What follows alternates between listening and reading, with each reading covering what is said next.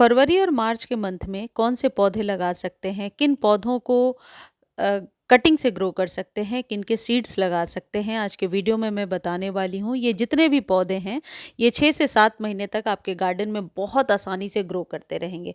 इन पौधों के रूट्स को कैसे ग्रो कराना है, कौन-सी खाद देने से ये पौधे बहुत आसानी से ग्रो हो जाते हैं, ये आज के वीडियो में आप जान पाएँगे।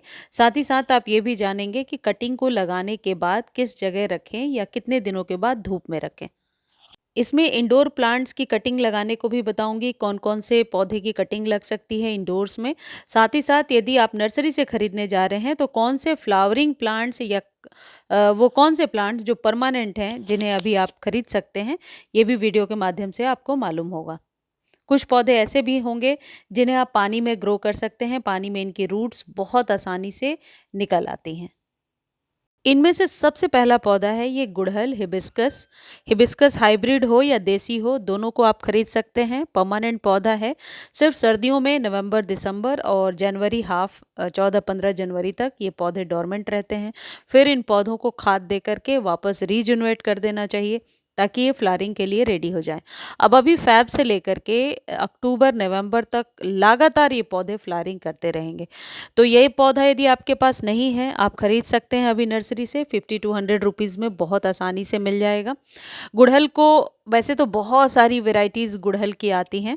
देसी वाली तो आप ज़मीन में भी लगा सकते हैं जो बहुत ऊंचाई ले लेती हैं, लेकिन हाइब्रिड को कोशिश कीजिए कि गमले में लगाएं। 8 से 12 इंच के कंटेनर में बेस्ट होता है। इन पौधों को लगाने के बाद आपको शेड में रखना है। ये जो पौधा आप देख रहे हैं ये सिनेरेरिया है। सिनेरेरिया के बहुत सारे कलर्स आपको नर्सरी पर मिलेंगे। सिनेरेरिया जो पौधा होता है शेड में ग्रो होता है, शेड में फूल खिलते हैं, लेकिन एक बार जब इनके फूल खिल जाते हैं तो कम से कम 1 से 1.5 महीना तक ऐसे ही रहते हैं। जब फूल आपको लगता है थोड़े से फेंट हो रहे हैं, मुरझा रहे हैं, तो फिर उन्हें कट करके हटा दीजिए। अगला जो ये पौधा आप देख रहे हैं ये कैलेंचो कैलेनकोई, इसमें देसी भी वैरायटी आती है और इसमें हाइब्रिड आती है। ये जो देख रहे हैं ये हाइब्रिड है। इसको कटिंग से भी बहुत आसानी से ग्रो किया जा सकता है। ये है डायंथस। डायंथस अभी आप ले सकते हैं, मई तक ये आपके गार्डन में आसानी से चलेगा। ये सदाबहार है, परमानेंट पौधा है, सालों भर रहने वाला, बीजों से भी ग्रो करते हैं। इसके बीज इसी में तैयार हो जाते हैं। उनके बीजों को 1 इंच सॉइल में दबाइए, ऊपर से पानी से थोड़ा सा स्प्रे कर दीजिए, बहुत जल्दी इसके बीज उग आते हैं। अभी फैब में और रेनी सीजन में इनके बीजों को लगाया जाता है। जब कभी किसी भी पौधे की यदि आप बीज लगाते हैं और वो बीज ग्रो नहीं हो रहा है तो लगाने के 3-4 दिनों बाद थोड़ा सा 1 चुटकी एप्सम सॉल्ट 1 लीटर पानी में डाल करके स्प्रे कर दीजिए। स्प्रे करने से जर्मिनेशन का जो रेशियो है वो बढ़ जाएगा, बहुत जल्दी पौधा जर्मिनेट हो जाता है। या फिर वो पौधे जैसे गुड़हल वगैरह आपने लगाया नर्सरी से ला करके, देखिए ये बीज इसके मैं दिखा रही हूँ। बीजों से भी लगा सकते हैं, कटिंग से लगा सकते हैं, नर्सरी से खरीद सकते हैं। जो भी पौधे अभी आप रिपोर्ट कर रहे हैं और वो मुरझाए हुए से हो रहे हैं तो एप्सम सॉल्ट से आप छिड़काव कर सकते हैं। वैसे सभी पौधों के लिए वर्मी कंपोस्ट और नीम खली 2 बेसिक खाद होते हैं जिन्हें 1-1 चम्मच आपको कम से कम 15-20 दिनों पर या 30 दिनों पर ज़रूर दे देना चाहिए। आप चाहें तो रात भर पानी में भिगो करके अगले दिन उसके पानी को यूज़ कर सकते हैं। यदि वर्मी कंपोस्ट नहीं है आपके पास तो वीडियो में ही आपको एक और खाद बताऊंगी जो आप यूज़ कर सकते हैं। ये अगला पौधा है मुसेंडा। मुसेंडा को वैसे तो बहुत सारी कलर वैरायटीज़ हैं नर्सरी पर और इसके पत्ते भी देखने में बहुत ही खूबसूरत लगते हैं। परमानेंट पौधा है, इसे अभी आप लगा सकते हैं गमले में बहुत आसानी से। 8 से 10 इंच के कंटेनर में ये ग्रो होता है। तपती गर्मी में भी इसके पौधे देखने में बहुत ही खूबसूरत लगते हैं क्योंकि इसकी पत्तियाँ भी मोटी और मखमली सी होती हैं जो काफ़ी खूबसूरत लगती हैं।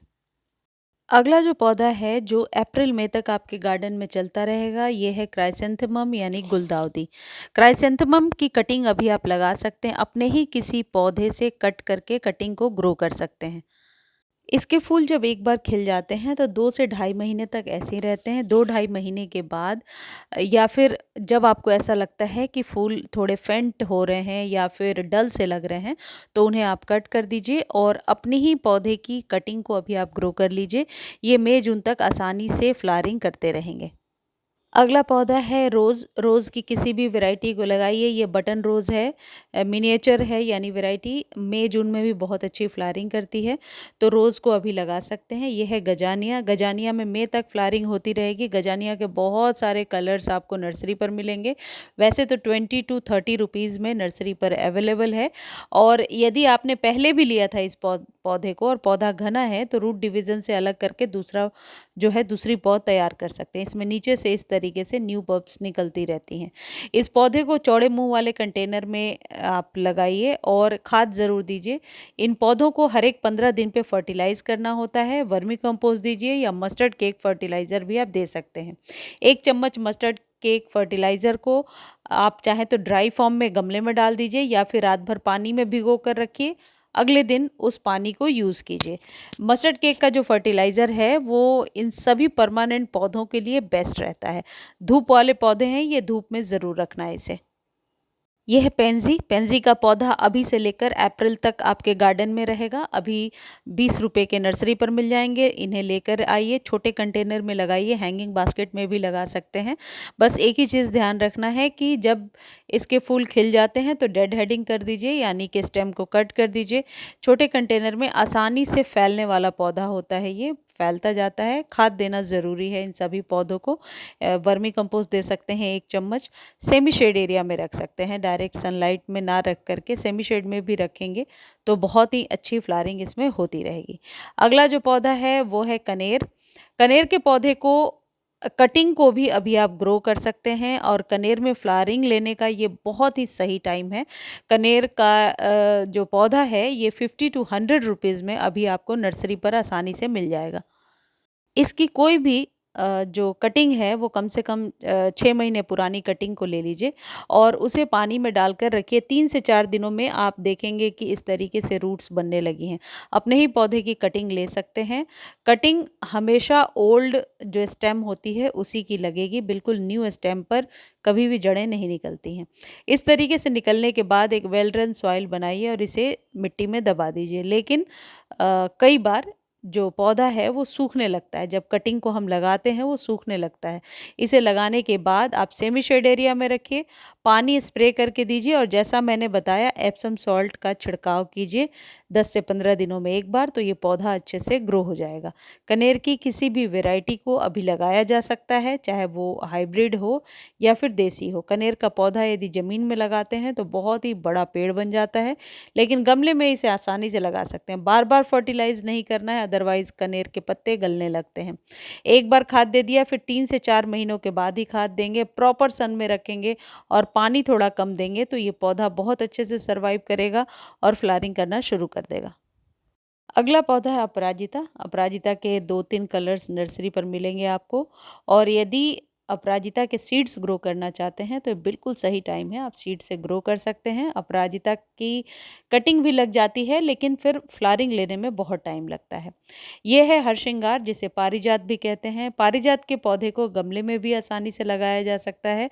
10 से 12 इंच के कंटेनर में लगा दीजिए, ये सही टाइम है, अभी आप खरीद सकते हैं हरश्रृंगार को। और आप ज़मीन में यदि लगाते हैं तो इसी तरीके से बिल्कुल पेड़नुमा आकृति बन जाती है। इन पौधों को ईजिली आप गमले में ट्रेलिस की सहायता से ट्रेलिस बांधकर उगा सकते हैं। अपराजिता के सीड्स यदि आप लगा रहे हैं, सीड्स को 1 इंच सॉइल में दबाना है, ऊपर से पानी का छिड़काव करना है, फिर सेमी शेड में रखना है। 4 से 5 दिनों में सीड्स जो है वो ग्रो होने लगेगा। अगला जो पौधा है ये है मारीगोल्ड। मारीगोल्ड जब इसके फूल सूखते जाएंगे तो आप इसकी कटिंग को निकाल करके एक तो फूलों को हटा दीजिए। इसके फूल ही बीज होते हैं, आप चाहें तो उसे कलेक्ट करके रख सकते हैं या अपने ही पौधे में नीचे बिछा सकते हैं ताकि बहुत जल्दी जर्मिनेट हो जाए। और या फिर आप ये कर सकते हैं कि अपने ही पौधे की छोटी सी कटिंग लेकर के सॉइल में दबा दीजिए और वो कटिंग ग्रो हो जाएगी। अक्सर इस पौधे को जिंदा रखने का ये जो नुस्खा है ये बहुत ही आम है, आपको भी पता होगा कि कटिंग से इसे ग्रो किया जा सकता है। अगला पौधा है ये है जरबेरा डेजी। ये परमानेंट पौधा है, सेमी शेड एरिया में बहुत आसानी से चलता जाता है। अभी इसको नर्सरी से खरीदने का बहुत ही सही टाइम है। अभी आप इसे ले सकते हैं। रूट डिवीज़न से अलग करके इस पौधे को 1 से 2 बना सकते हैं। पौधा लश ग्रीन रहे इसके लिए बहुत ज़रूरी है कि 15 से 20 दिनों में एक बार खाद दिया करें। पानी तभी दें जब ऊपरी सतह बिल्कुल आपको ड्राई नज़र आए, क्योंकि ओवर वाटर की वजह से इसके फूल खराब हो सकते हैं और इस तरीके से फूलों के पीछे फंगस भी हो सकता है। तो अभी फ़ैब के मंथ में आप जरबेरा के पौधे को ज़रूर लगाएँ।